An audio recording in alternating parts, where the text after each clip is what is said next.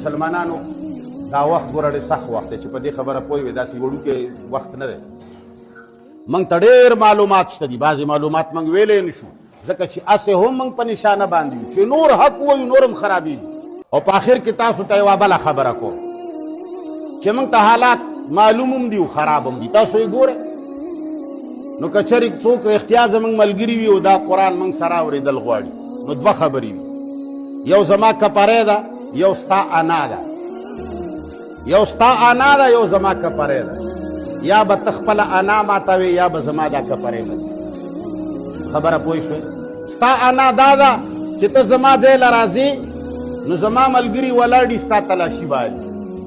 او که ته وایې چې نه دي زما څنګه تلاشي زه خو رسوا نه راځم نو دا ته بیا زما کپری ماتوې ته چې خپله انا نه ماتوې که نه نو بس زما کپری ماتول غواړي نو مهرباني وکړه چې خپله انا نه ماتوې زما کپری په چا ماته نه کړي نو وروره که ته انا ماتوې نو انا دې نه نو که زما د قرآن ملګرتیا دې خوښه وي نو چې زما ځای له راځې که کم ولاړ سړی و هغه پېژندلې او هغه پرېښوې شکریه ادا کړه ښه خبره ده او که هغه ونه پېژندلې یا بد اخلاقه و یا ته ورته کمقل وایې و هغه ستا تلاشي اخېستا او ته پې خفه کېږي نو ته چې پې خفه کېږي نو ته زما کپری په چا ماتول غواړي ستا په جامه کې به سبا ماله بل څوک راغلی نو مهرباني وکړئ زموږ د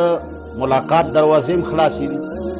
د راتلو دروازې هم خلاصې دي کني ملګرو وي چې ملاقاتونه به بند کړو دا به بند کړو قرآن نشو بندولی د قرآن ملګرو سره ملاقات نشو بندولی تحریک به هم چلو خپله خبره به هم کوو حق به هم وایو یو بل باندې به ودرېږو هم خوښه مو ده که نو وروره که ستاسو خوښه وي چې دا اواز دې جاري وي او دا حق دې موږ وایو په یو بل به ودرېږو کلک به ودرېږو کلکه خبره به کوو او چې راځې تلاشي دې کېږي که خپل سړی او که څوک یې پرېښو هغه دې دا نه وایي چې دا یې غټ وګڼلو که څوک یې تلاشي که هغه دې دا نه وایي چې زه یې سپک وګڼلم که ته خپله انا نه ماتوې دا کپری بیا ماتوې نو لحاظه مهرباني وکړئ انا د ماتولو شی دی دا به ماتوو مسلمانانو دا وخت ګوره ډېر سخت وخت دی چې په دې خبره پوه وي داسې وړوکی وخت نه دی موږ ته ډېر معلومات شته دي بعضې معلومات موږ ویلی نه شو ځکه چې هسې هم موږ په نشانه باندې یو چې نور حق ووایو نور هم خرابېږي ځنه ویلی نه شو نو مهرباني وکړئ چې د چا کم ځای کې وسره سي د چا افسرانو کې وسره سي د چا په وکیلانو کې وسره سي د چا د پیسو وسره سي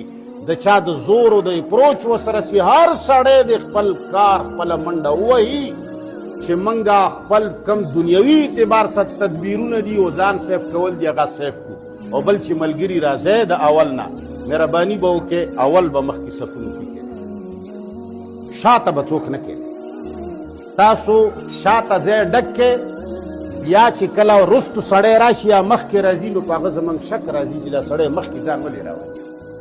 نو هسې نه چې سبا ورځې موږ یو سړی په چادر کې پټ وي قدرمن وي عزتمن وي او زه ورته ووایم چې وروره دې ځای نه مخکې راتېر نه شي دا ستاسو د لاسه نو ته چې اول راشي دلته به کښېني چې دویم ورپسې راشي ورسره خوا کې به کښېني وت به نه پرېږدي څه شی کم سړی چې اول راشي هغه به بلکل دې محراب کې زما پوزه کې به کښېني چې لحاظه د اول کم خلک راځي چې کم چاڼ شوي دي په ګڼۍ کې نه دي راغلي پوره سوچه ملګري دي چې دا قریبي علاقه بلکل دوی نه ډکه وي چې سړی پکې نشي راننوتی او که تاسو دغه خویونه وي لکه د دیمو نو وروره تاسو به ګپ لګوئ موږ به په چا خراب صلی الله تعالی علی خیر خلقه محمد و آله و صحبه اجمعین